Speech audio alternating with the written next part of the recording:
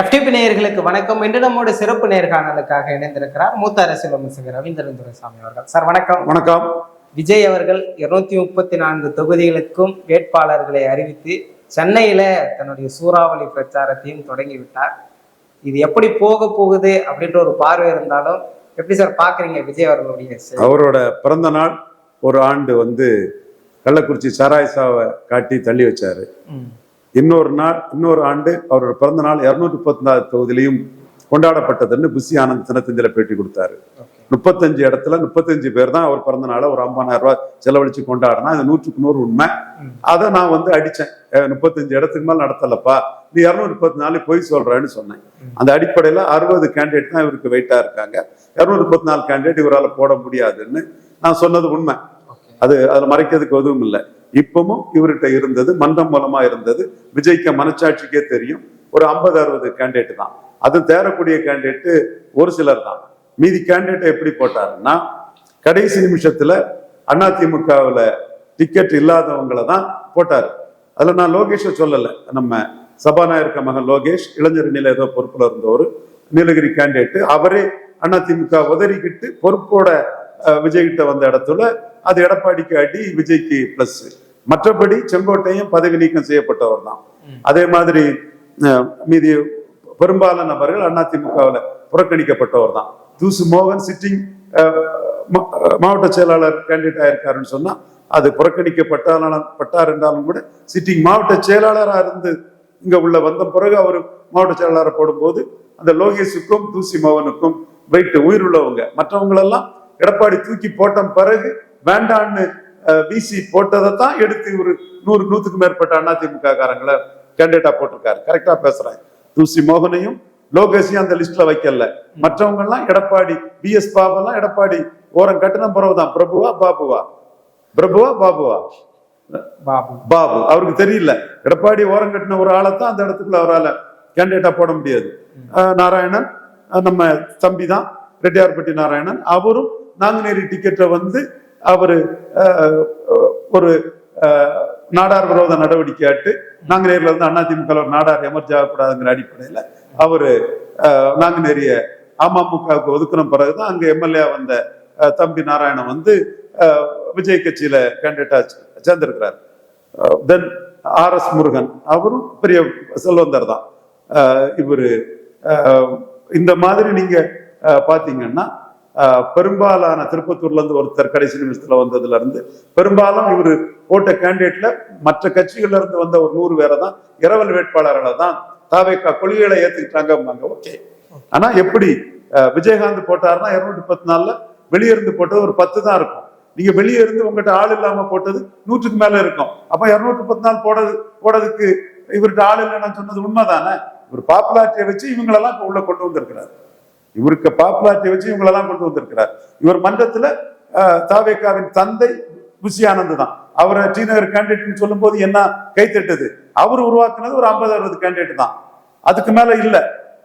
இதுதான் நான் சொல்றேன். நீங்க நகர்ப்புற உள்ளாட்சிங்கும் போது விழுப்புரம் கடலூர்ல தான் நீங்க நின்னீங்க. சோ எல்லாமே நீங்க ஒரு ஜிம்மிக்ஸ் பண்ணி ஒரு தோற்றத்தை கொடுப்பீங்க, பிராண்டிங் பண்ணுவீங்கும் போது நான் 214 சேலஞ்சை உங்களுக்கு கொடுத்தேன். நீங்க கஷ்டப்பட்டு புள்ளப்பிடிக்கார மாதிரி எடப்பாடி தூக்கி போட்டவங்களெல்லாம் வேற வழி இல்லாம கேண்டிடேட்டா போட்டு 214 தவிச்சிருக்கீங்க. இதுலயும் 233 தான். நீங்க 2 நின்று 1 காம்பன்சேட் பண்ணிட்டீங்க. 34 நீங்க 2 தொகுதி நின்று 1 காம்பன்சேட் பண்ணிட்டீங்க. அடுத்தபடியா நீங்க கூட்டணி கட்சிக்கு 3 டிக்கெட் கொடுத்திருக்கீங்க. 1 தினகரனுக்கு கூட்டணி கட்சி தலைவர் முஸ்தபா. தினகரன் அவருக்கு டிக்கெட் கொடுக்கலன்னு நினைக்கிறேன். ஆனா நீங்க தினகரன் கூட்டணி கட்சி தலைவரா இருந்த முஸ்தபா பாய்க்கு ஒரு டிக்கெட் கொடுத்திருக்கீங்க. தினகரன் அவருக்கு டிக்கெட் கொடுக்கல. ஒரு செய்தி தொடர்பாளர் தான் வச்சிருந்தா. நீங்க டிக்கெட்டே கொடுத்துட்டீங்க. ஒரு முஸ்லீம் அமைப்புக்கு டிக்கெட் கொடுக்குறீங்க. இன்னொன்று சமூக நீதி முஸ்லீம் அமைப்பு KM ஷெரீஃபுக்கு டிக்கெட் கொடுத்திருக்கீங்க. இன்னொன்று ஜெகநாத் மிஸ்ரா 24 முறை தெலுங்கு நான் அதை பாராட்டுறேன், வரவேற்கிறேன். அந்த சமூகங்களுக்கு ஒரு பிரதித்துவம் கொடுக்கணுங்கிறதுல என்னோட வரவேற்பு அதுல மனசார இருக்குது. பட் நீங்க அதை தாவேக்கா கேண்டிடேட் மாதிரி மோசடி ஆட்டும் அந்த 3 கேண்டிடேட்டையும் பண்ணிட்டீங்க. அப்போ அந்த 3 கேண்டிடேட்டும் மோசடி. ஒரு 100 கேண்டிடேட் எடப்பாடி கிட்ட வேண்டாணி கழிச்சு போட்டவங்களுக்கு எல்லாம் நீங்க கேண்டிடேட்டை கொடுத்திருக்கீங்க. அப்ப 214 எங்க இருந்து போட்டுட்டீங்க? போட்டதை பாராட்டுறேன். ஆனா வேற வழி இல்லாம கைலாங்கட மாதிரி தானே போட்டிருக்கீங்க. சார், இதற்கு முன்பாக தாவேக்காவில் அறியப்பட்ட முகங்கள் அனைவரும் ஓரளவுக்கு சென்னைக்குள்ளே இறங்குறாங்க. எப்படி 234க்கு பிரச்சாரம் செய்ய போகுது தாவேக்கா அப்படின்னு ஒரு கேள்வி இருக்கு. இப்போதைக்கு 2 தொகுதி தான் முடிச்சிருக்கிறாரு. இது எப்படி சார் பாக்க? இல்ல, அவரு பாப்புலர் நடிகர், அவரு வீடியோ போட்டே பிரச்சாரம் பண்ணலாம், நான் அதுக்குள்ள வரல. பட் மக்களை சந்திச்சாதான் மக்கள்கிட்ட மரியாதை இருக்கும். பிரேமலதா அம்மையாரும் விஜயகாந்தும் மக்களை நேர்ல சந்திச்சதுனாலதான் 2009ஆம் ஆண்டு 8 விழுக்காட்டுல இருந்தது 10 விழுக்காட்டுக்கு உயர்த்தினாங்க. மக்களை சந்திக்கிறத மக்கள் விரும்புறாங்க. ஜெயலலிதா 2009ஆம் ஆண்டு மக்களை கூட்டு வச்சு பேசுனதுனாலதான் 2 விழுக்காடு வாக்கு குறைஞ்சாங்க. 2 விழுக்காடு வாக்கு பிரேமலதா அம்மையாரும் விஜயகாந்தும் மக்களை சந்திச்சதுனால கூடுனாங்க. சீமான் மக்களை சந்திக்கிறதுனாலதான் வாக்கு விதத்தை கூட்டிகிட்டே இருக்கிறாரு. அவரா நேரடியா மக்களை சந்திச்சு மக்களோட உணர்வுபூர்வமா இன்டராக்ட் பண்றாரு. மக்கள்ல ஒருத்தனா இருந்து மக்களின் துயரங்களை கஷ்டங்களை பார்த்து அதை பேசுறாரு. இன்னும் சொல்ல போனா சீமான் 234 போட்டது சாய்ஸ். 234 அவருக்கு கூட்டணி ஆப்ஷன்ஸ் இருந்து அதை விட்டுட்டு தனிச்சுதான் போட்டின்னு அவர் உறுதியா போட்டது. விஜய்க்கு 234 போட்டது கம்பல்ஷன், வேற வழி இல்லாம புள்ள பிடிச்சு போட்டாரு. கூட்டணிக்கு ஆள் வருமா 117 சீட்டை காங்கிரஸ் கொடுக்கலான்னு பார்த்தாப்புல. பலன் நிரூபிக்காத விஜய் கிட்ட காங்கிரஸ் கூட்டணிக்கு வரல. அன்ட்ரஸ்டட் நாட் ப்ரூவ்டுன்னு நான் சொன்னது இன்னைக்கு நிலைச்சிட்டு இருக்குது. மே 4ஆம் தேதி தான் டெஸ்ட் எழுதி இவருக்கு என்னன்னு தெரியும். மே 4ஆம் தேதி தான் இவருக்கு ரிசல்ட் தெரியும். இன்னைக்கு ஒரு அன்ட்ரஸ்டட் நாட் ப்ரூவ்டு தான். 234 போட்டுட்டாருங்கிறதுனால ட்ரஸ்டட் லீடர் கிடையாது. வேற வழி இல்லாம சந்தர்ப்பம் காரணமாட்டு கூட்டணிக்கு ஆள் வராம கடை விரித்தேன் கொள்வார் இல்லைங்கிற சூழ்நிலையில அடையாள அரசியலுக்காக 3 கட்சிகளை, 2 முஸ்லீம் கட்சிகளையும் ஒரு 24 மனை தெலுங்கு செட்டியார் கட்சிகளை வரவேற்கிறேன். 24 மனை தெலுங்கு செட்டியாருக்கு வாய்ப்பு கொடுத்ததை நான் வரவேற்கிறேன். என் கொள்கையில நான் இன்னைக்கு உறுதியா இருப்பேன். விஸ்வகர்மா சமுதாயத்தை சேர்ந்த இவரு புசி ஆனந்த பொதுச்செயலாளரை போட்டதை நான் வரவேற்கிறேன்.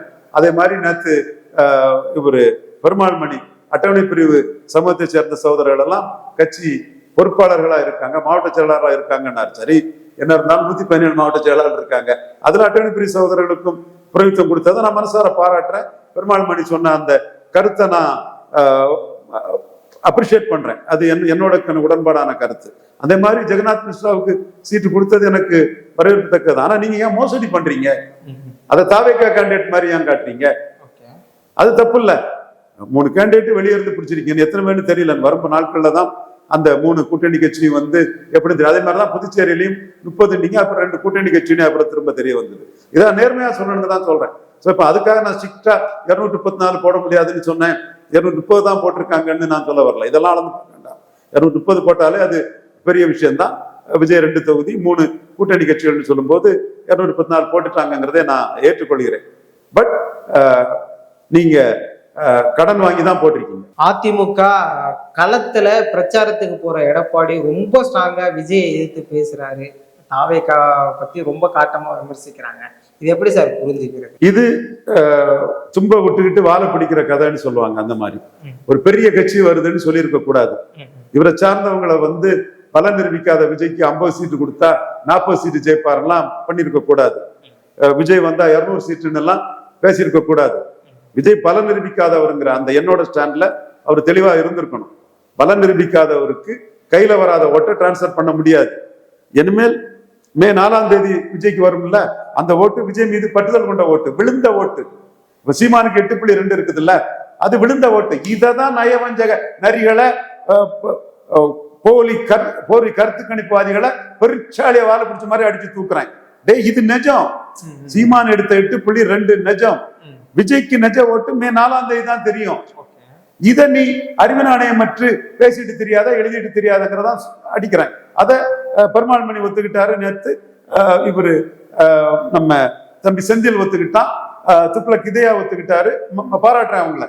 மற்றவங்களும் ஒத்துக்கிடுங்க. நான் அன்டெஸ்டட் நாட்டோடு மே 4ஆம் தேதி டெஸ்ட் ஆகி தெரிஞ்சு போங்கிறேன்.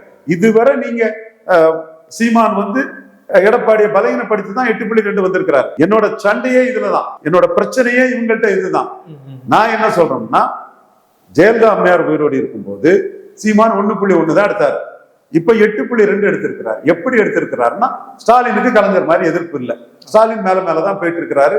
இப்ப அரித்மெட்டிக்கலி 50 விழுக்காடோட இருக்காரு. தேமுதிக புதிய இவரு முபாரக்கு, இவர் கட்சியில சேர்ந்த ஆட்கள், ஓபிஎஸ் எல்லாம் சேர்ந்து 50 விழுக்காடோட இருக்கிறார்.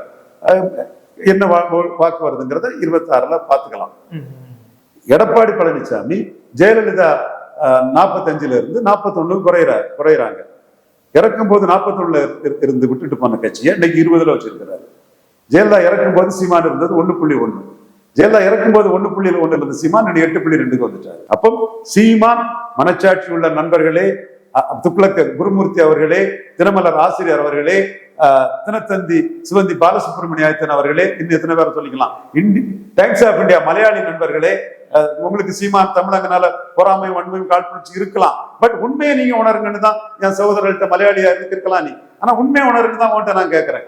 அந்த உண்மையை நீ எழுதுன்னு தான் கேட்கிறேன். நீ நியாயமான உன்னை காட்டுன்னு தான் நான் உன்கிட்ட வர்றேன். இதுல சீமான் 2019 முதல் தேர்தலில் எடப்பாடி பழனிசாமியை பலகீனப்படுத்தினார். 2021 பலகீனப்படுத்தி 6.5 வந்தார். 2024 எடப்பாடி பலகீனப்படுத்தி 8.2 வந்துட்டார். அப்ப எந்த அடிப்படையில் பலவீனப்படுத்துறாரு? ஜெயலலிதா மறைவுக்கு பிறகு அதிமுக 2 ஜாதி கட்சி ஆயிடுச்சு.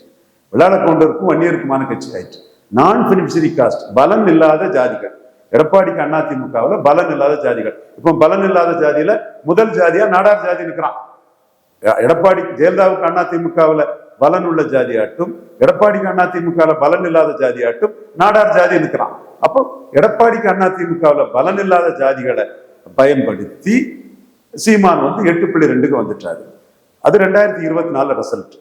அதற்கு பிறகு எடப்பாடி விக்கிரவாண்டி களத்துல நிக்கல, எடப்பாடி ஈரோடு கிழக்கு களத்துல நிக்கல. முந்தைய ஈரோடு கிழக்கு களத்துல 1 விழுக்காடு உள்ளாட்சியில இருந்த சீமான் தன்னோட பிரச்சார வலிமையால அனைத்து ஜாதிகளுக்கும் பொதுவான தலைவருங்கிறதுனால 6.3 விழுக்காடுக்கு உயர்ந்தாரு.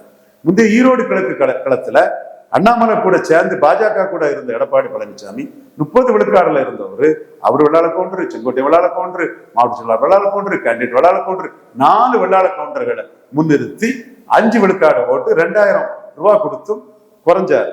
அதனால எடப்பாடி பழனிசாமி இந்த ஈரோடு கிழக்குல நிற்காம சீமான் கிட்ட பலகீனப்படுவோங்கிறத மறைக்கிறதுக்கு 24க்கு முன்னாடி பலகீனப்பட்ட சூழ்நிலையில மீண்டும் 24க்கு பிறகு ஆற்றல் அசோக்குமார் 23 விழுக்காடு எடுத்திருக்காரு. சீமானுக்கு கேண்டிடேட் 8.3 எடுத்திருக்காரு. சீமான் 5 விழுக்காடு காசு கொடுக்காம உயர்ந்து நம்ம காசு கொடுத்து 5 விழுக்காடு குறைஞ்சா அது சீமான் கொங்கு மண்டலத்திலே நம்மளை பலகீனப்படுத்திட்டாருன்னு வந்துருங்கிறதுக்காக அவர் களத்தை விட்டு ஓடிட்டாரு.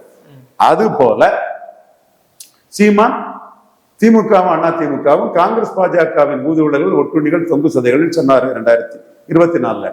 ஐயா எடப்பாடி பழனிசாமி ஐயா அவர்களும் என்ன சொன்னாங்கன்னா காங்கிரசும் பாஜகவும் நாட்டுக்கு தேவையில்லாத அணின்னு சொன்னாப்புல. இப்போ ஐயா பாஜக கூட கூட்டணி சேர்ந்திருக்கிறாரு. 4 விழுக்காடு பலத்துக்கு தான் சீட்டு கொடுத்திருக்காரு. அது அவரோட டஃப் பார்கெனர்.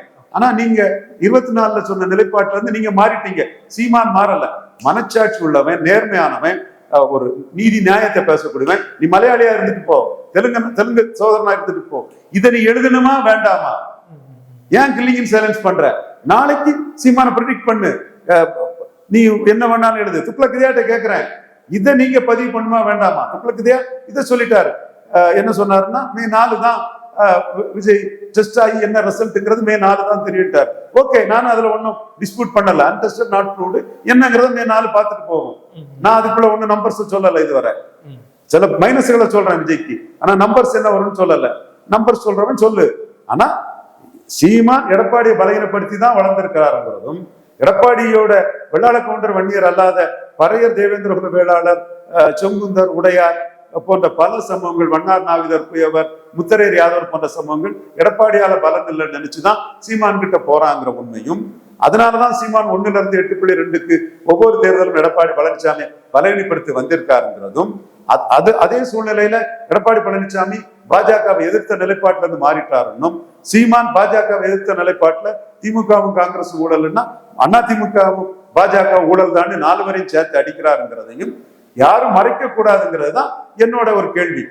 நீங்க கற்பனையா ஏட்டு சுரக்காயா மே 4ல பலம் தெரியக்கூடிய விஜய வச்சு கற்பனாவாதத்தை பண்ணி ஆதவர்ஜுனா ஜானாரிசாமி பண்டிங்ல பொய்யும் பொருட்டுன்னு சொல்லி நிரூபிச்சவன நீங்க, அது எடப்பாடி பழனிசாமி நிரூபிச்சவன உண்மையை மறைக்க கூடாதுன்னு தான் நான் சொல்றேன். என்கிட்ட நியாயம் இருக்கு, உண்மை இருக்கு.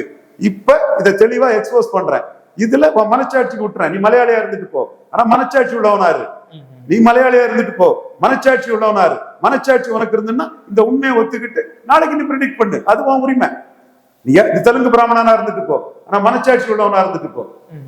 நீ தெலுங்கு தாய்மொழி சகோதரனா இருந்துட்டு போ, என் சகோதரன் தான், அது எனக்கு ஒன்றும் பிரச்சனை இல்லை. நான் பாராமச்சந்திர நாயுடு சிஎம் தான் 77 என் சின்ன வயசுல நின்று டீனேஜ்ல, அதெல்லாம் எனக்கு மேட்டர் கிடையாது.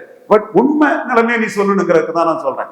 அப்போ விஜய்ங்கிற போலி பிம்பத்தை வச்சு சீமான் எடப்பாடி பழனிசாமியை 3 தடவை பலையப்படுத்தி எடப்பாடி பழனிசாமி லீடர்ஷிப்ல கீழே போன சூழ்நிலையும் சீமான் லீடர்ஷிப்ல ஸ்டெடியா நிற்கிறதையும் களத்துல நிற்காம எடப்பாடி பழனிசாமி போனதும் சீமான் களத்துல நின்று ஸ்டாலினா சீமானான்னு ஈரோடு களத்தை தகவமைச்சதும் பெரியார் மண்ணா பெரியாரை மண்ணான்னு தகவமைச்சதும் திராவிடமா தமிழ் தேசியமானு தகவமைச்சதும் அதனால வந்த போலரைசேஷன்ல நாயுடுகள் 100 விழுக்காடு ஸ்டாலினுக்கு வாக்களிச்சதும் அருந்ததிகள் 100 விழுக்காடு ஸ்டாலினுக்கு வாக்களிச்சதும் மேற்கு மண்டலத்திலையும் வட மண்டலத்தில் ஒரு போலரைசேஷன் இருக்கிறங்கிறத நீ மறைக்கிறது நியாயம் இல்லை.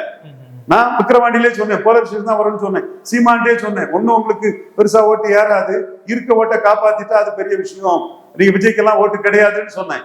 அதுதானே நடந்தது. விஜய் 20 விழுக்காடு ஓட்டு இருக்கு, 50,000 ஓட்டு இருக்குன்னு ஜான் ஆரோக்கியசாமி சொல்லியும் நோட்டாவுக்கு ஓட்டு குறைஞ்சு போச்சே, திமுகவுக்கு ஓட்டு கூடி போச்சே, போலிங் கூடி போச்சே. அப்போ விஜய் நம்பி ஓட்டு வரலன்னு தான் அர்த்தம். விஜய் நம்பி என்ன ஓட்டு வருதுங்கிறது மே 4ஆம் தேதி தான் தெரியும். அப்போ இந்த விஜயை வச்சு சீமான் எடப்பாடி பலவீனப்படுத்தக்கூடிய அந்த ப்ராசஸ குப்பையை நெருப்ப கொண்டு அடைச்சிட முடியுமா? நெருப்ப குப்பை கொண்டு அடைச்சிட முடியுமா? முடியாது. நெருப்ப குப்பை கொண்டு அடைச்சிட முடியுமா? முடியாது இல்ல. அந்த சீமான்கிற நெருப்ப விஜய்ங்கிற குப்பையை கொண்டு அணைக்க பாக்குறீங்க.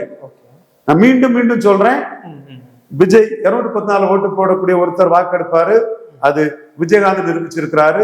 கமலஹாசன் 39 ஓட்டு நிரூபிச்சிருக்கிறாரு, விஜயும் நிரூபிப்பாரு. ரோட் புலி கெப்பாசிட்டி உள்ளவர் 214 போட்டா ஒரு வாக்கு வலிமை உண்டு, விஜய்க்கு அந்த வாக்கு வலிமை உண்டு. அது மே 4ஆம் தேதி தெரியும்.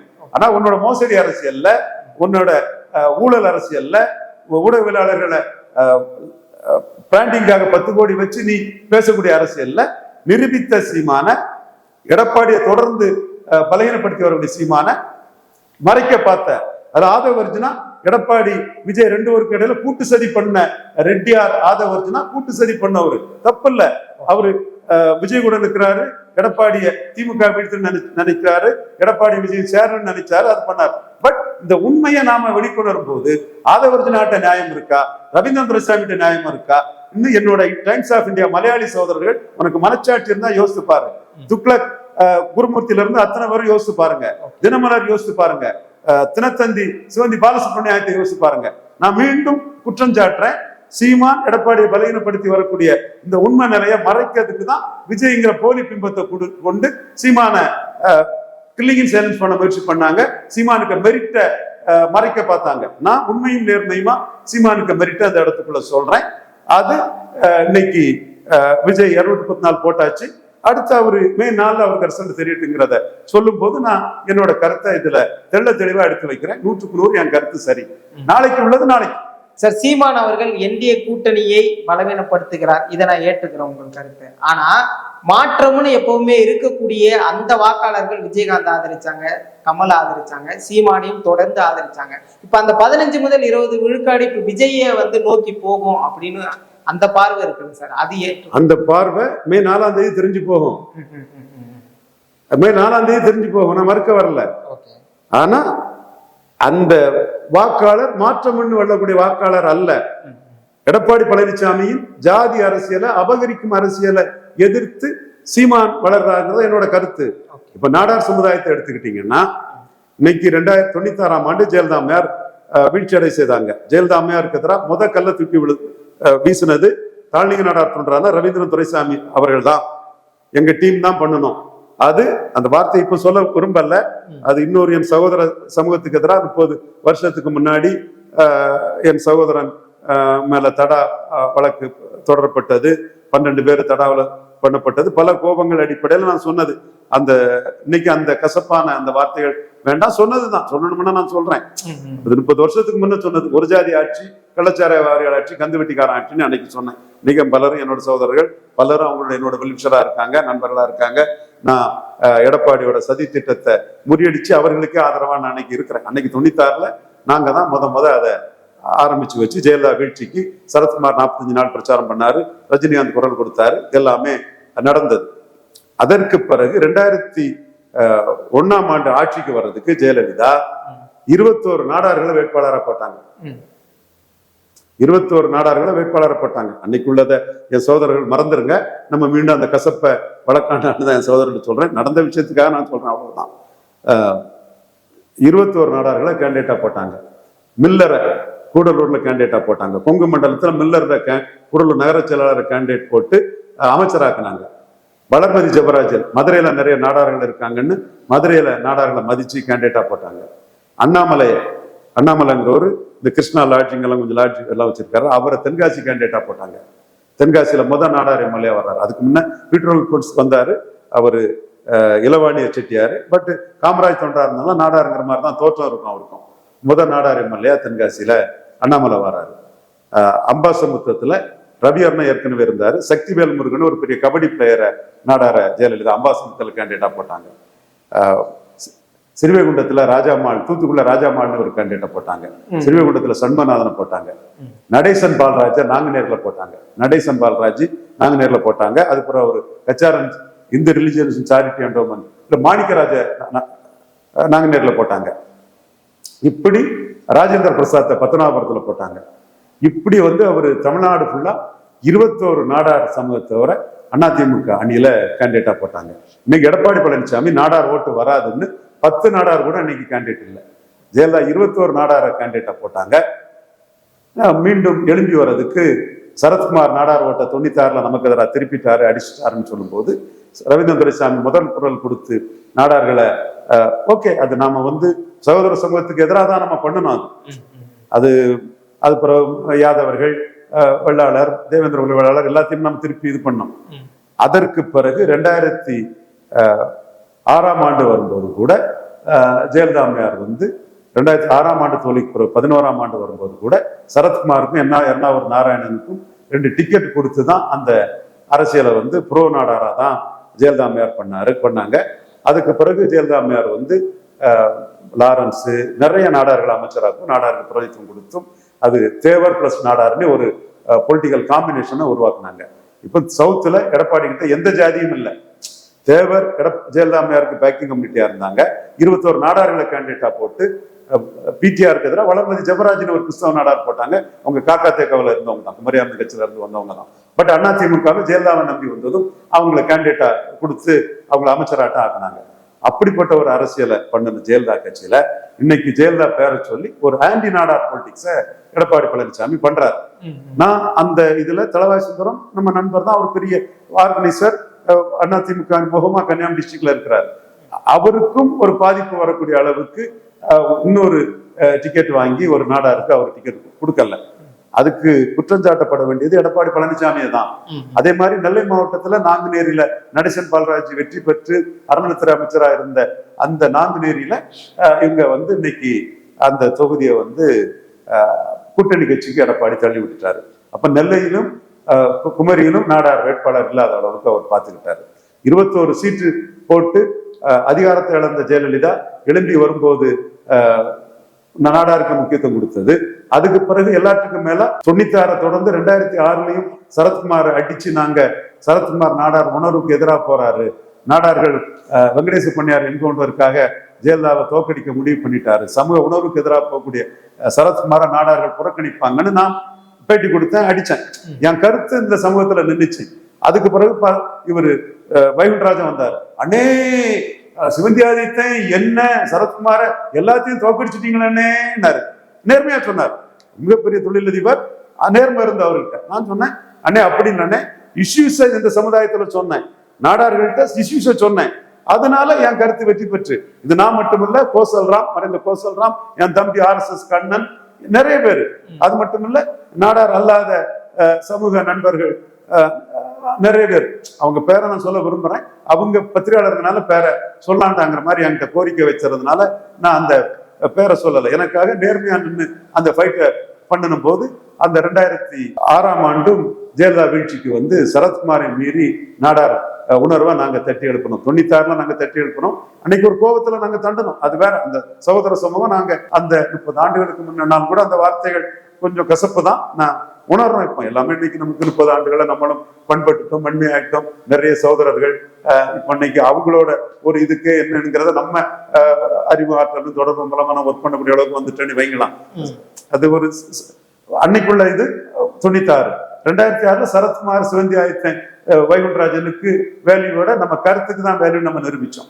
அதுக்கு பிறகு ஜெயலலிதா வந்து நாடார்கள் தென்னிந்தியா வேண்ட அரசு மரபுன்னு சொல்லி 2011 அவர் அங்க இது வந்தாங்கன்னா மீண்டும் எழும்பி வரும்போது நாடார் சமுதாயத்துக்கு பெரிய முக்கியத்துவத்தை கொடுத்துதான் 2096 விழுந்தவங்க இது 2001 எழும்பினாங்க, 2006 எங்களால் வீழ்த்தப்பட்டவங்க 2011 எழும்பினாங்க.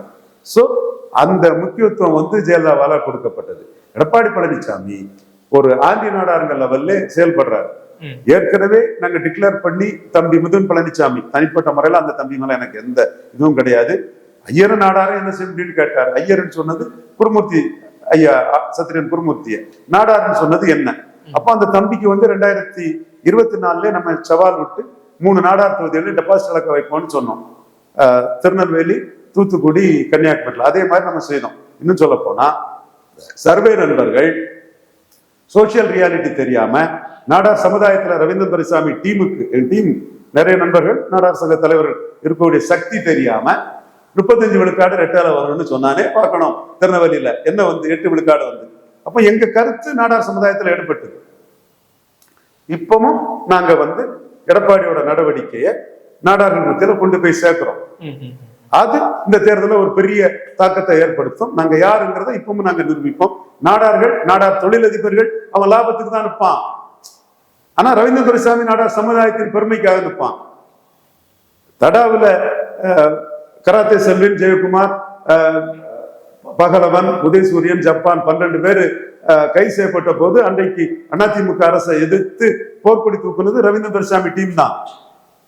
உண்மை. அன்னைக்கு டாக்டர் ஐயா கூட துணைத் தலைவராக இருந்தேன், அரசியல் தலைமை குழு உறுப்பினராக இருந்தேன். பாமக பேக்கிங் எனக்கு இருந்தது. அந்த பேக்கிங் இருந்ததுதான் ஐயாவுக்கு நான் நன்றி தெரிவிச்சுக்கிறேன். பாமகவுக்கும் ஐயாவுக்கு நான் நன்றி தெரிவிச்சுக்கிறேன். அதுலதான் என்னால போராட முடிஞ்சது. அந்த அனுபவம் தான் நமக்கு அந்த போராட்டவாதியாட்டு நம்மளை உருவாக்கிச்சு. அதாவது தமிழக அளவுக்குள்ள ஒரு முடிவு எடுக்கும் போது பாமக துணைத் தலைவராக இருந்தது நமக்கு ஒரு பலனா இருந்தது. அப்போ இந்த சமுதாயத்துக்கு தெரியும் ரவீந்திரன் துரைசாமி சுயநலம் இல்லாம இந்த சமுதாயத்தின் நன்மைக்கு எதுன்னு சொல்லுவான்னு தெரியும். அந்த வகையில இந்த சமுதாயம் ஒரு விழிப்புணர்வுள்ள சமுதாயம். எது சரி எது தவறுன்னு அவனுக்கு பொருத்தி பார்க்க தெரியும். அதனாலதான் 2006 சிவந்தி ஆதித்தன், சரத்குமார், தென் வைகுண்டராஜன் இவங்களை மீறி என் கருத்து இந்த சமுதாயத்துல நிலை பெற்றது. இப்பவும் இந்த சமுதாயம் வந்து எடப்பாடி பழனிசாமி தலைமைக்கு எதிராக இருக்குது. 2026 அதோட ரிசல்ட் உங்களுக்கு தெரியும். நிச்சயமா சார், பல்வேறு விஷயங்கள் பேசணும், தொடர்ந்து பேசணும் சார். நன்றி.